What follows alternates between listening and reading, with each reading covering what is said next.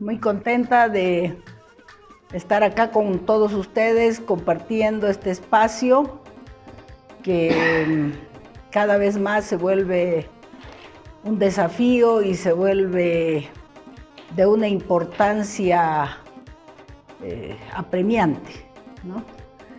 No solamente por lo que está pasando ahorita en las tierras de Medio Oriente, sino también por lo que está pasando en Bolivia. Bolivia ha pasado en menos de un año de ser el cuarto país más violento de América Latina y el Caribe a ser el primero. Más de 15 asesinatos por mes tenemos de mujeres víctimas de feminicidio. Entonces, es necesario poner un stop a la violencia. El patriarcado está hasta en el tuétano de los varones. Es una estructura ancestral que viene de lejísimo. En el caso de Oxalán, lo ubica en el Neolítico. ¿Cómo nos liberamos? ¿Cómo se libera el hombre del hombre? Que además es un constructo, un invento, porque en realidad no existe ni el hombre ni la mujer, ¿no es cierto? Son constructos, son inventos, son falacias. ¿Quién nos los dice? Aquellos que no son ni hombres ni mujeres, que son la mayor cantidad de la gente y que nunca están en estos espacios para hacer oír su voz, ¿no es cierto? Entonces, creo que debemos pensar demasiado sobre estos temas. Y pienso que Oxalán es un pretexto. Abdullah Oxalán nos ayuda a completar la genealogía del patriarcado que teníamos con su epicentro en el patriarcado bíblico. Con su libro Historia de la civilización, él nos retrotrae hasta el Paleolítico para explicar cómo es que se forma esta estructura, la más antigua, la más nefasta estructura de poder y de dominación del masculino sobre la otra. Este libro es un libro complejo, ¿no? Es un libro complejo que tiene tres partes y las tres partes son muy críticas. No sin acierto se llama Orígenes de la civilización. Orígenes de la civilización es una crítica, un descentramiento a la historia oficial contada por Occidente sobre la procedencia civilizatoria con epicentro en Grecia. Lo que va a hacer Oxalán es mostrar que eso es una falacia, que la historia civilizatoria no comenzó en Grecia, sino que comenzó 7 millones de años antes. Y lo va a ubicar precisamente en las revoluciones del Neolítico. La primera parte es una crítica a los regímenes de verdad y a los métodos. ¿Qué son los métodos? Son las maneras como cada época entiende el mundo. Él hace una crítica al fracaso de estos métodos. Es decir, vivimos en una sociedad del error precisamente porque nuestros regímenes de verdad son un fracaso. Es lo que dice en esa parte. No se puede construir absolutamente nada si estás en el error. El primer gran método es el método mitológico. La naturaleza como vida, la naturaleza como poblada de espíritus, como animada, que da sentido, que conecta la vida como una utopía medioambiental, como una forma de entender la realidad, de entender el universo, de entender las gentes, de entender lo sagrado. Eso se va perdiendo con los nuevos métodos que aparecen, sobre todo con el segundo método que identifica como el método religioso dogmático.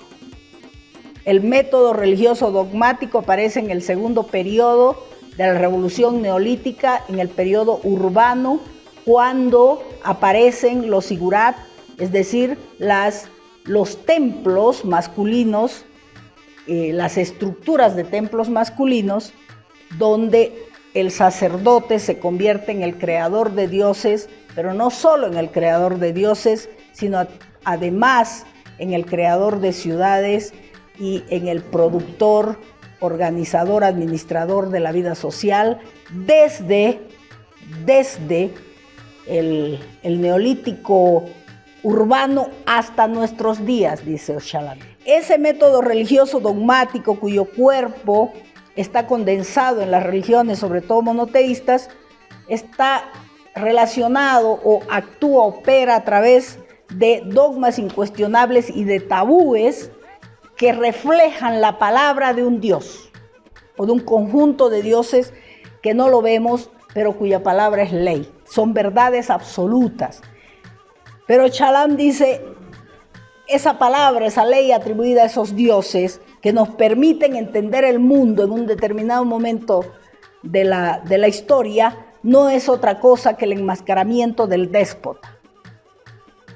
Detrás del sacerdote y su conexión con los dioses hay un déspota que se va a descubrir en el Estado-Nación, que se va a descubrir en las dinastías, que se va a descubrir más adelante, que se va a exponer directamente ya no como Dios enmascarado, sino como reyes despóticos, autoritarios, tiránicos. Van a ser quienes van a ir creando las leyes, las normas sociales, que van a ir justificando la explotación. ¿Qué es lo que están construyendo estos métodos, el mitológico, el religioso, el dogmático? Están construyendo la realidad, están construyendo los regímenes de verdad. Es decir, están construyendo las categorías con las cuales entendemos el mundo. Y finalmente, en el tercer periodo que corresponde al Estado-Nación, aparece el método científico objetivo. Es un método con leyes absolutas, con mentalidad analítica, con lenguaje matemático, que básicamente funciona a partir de la dicotomía sujeto-objeto. Es decir, hay un subjetivismo del ser humano y un objetivismo del mundo. ¿Qué significa eso? Significa que el subjetivismo del ser humano lo que hace posible es el pensamiento analítico, mientras que el objetivismo del mundo, la materialidad, la objetividad. Reducimos la realidad a lo subjetivo, objetivo, como si fuese un determinismo. La naturaleza, por supuesto, y la sociedad desaparecen. ¿Por qué? Porque desde el punto de vista de la objetividad son dos materialidades a dominar. Y por lo tanto, lo que nos va a proponer Ocalan es que con el método científico de las dicotomías reductivas de la realidad, lo que se va a hacer precisamente es empobrecer la comprensión del mundo con un solo propósito: la explotación, ¿no? No hay cosa más aterradora para el poder que el saber, porque el poder en sí mismo es ignorante. El poder es monopolio bruto de la fuerza, pero no puede ejercerse como monopolio de la fuerza si no tiene un régimen de verdad suficientemente fuerte como para seducirnos. Lo que está haciendo Ocalan es generar ese régimen de verdad contradictoriamente y en oposición al hegemónico. Y eso es lo que les da miedo. El régimen, el método científico objetivo,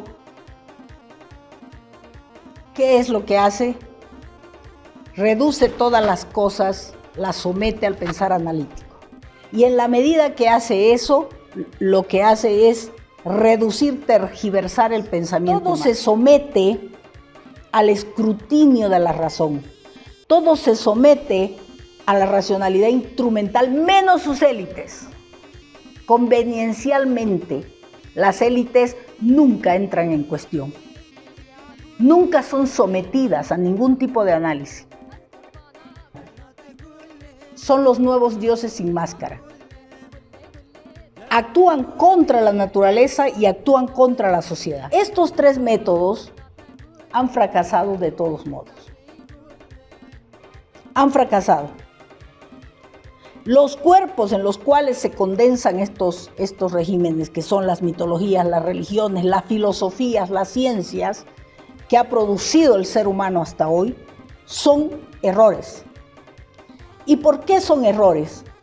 Porque no nos han permitido una vida libre. Oxalá usa una metáfora muy fuerte que dice: el mayor fracaso de los regímenes de verdad articulados hasta hoy fue el Holocausto. ¿Cómo puede la intelectualidad, los pensadores, seguir vivos habiendo ocurrido eso? Esos antagonismos, subjetivo-objetivo, idealismo-materialismo, dialéctica metafísica, filosofía, ciencia, mitología, religión, que son las categorías dominantes sobre las cuales se construye el pensamiento humano, no sirven para nada, no han servido para nada, son un fracaso. Esa es la primera crítica que él plantea en este libro, Orígenes de la Civilización. La segunda crítica tiene que ver, en ese mismo punto de los regímenes de verdad, con la manera como miramos la historia. Y dice, la mirada que tenemos sobre la historia es una mirada miope, es una temporalidad de cortísimo plazo.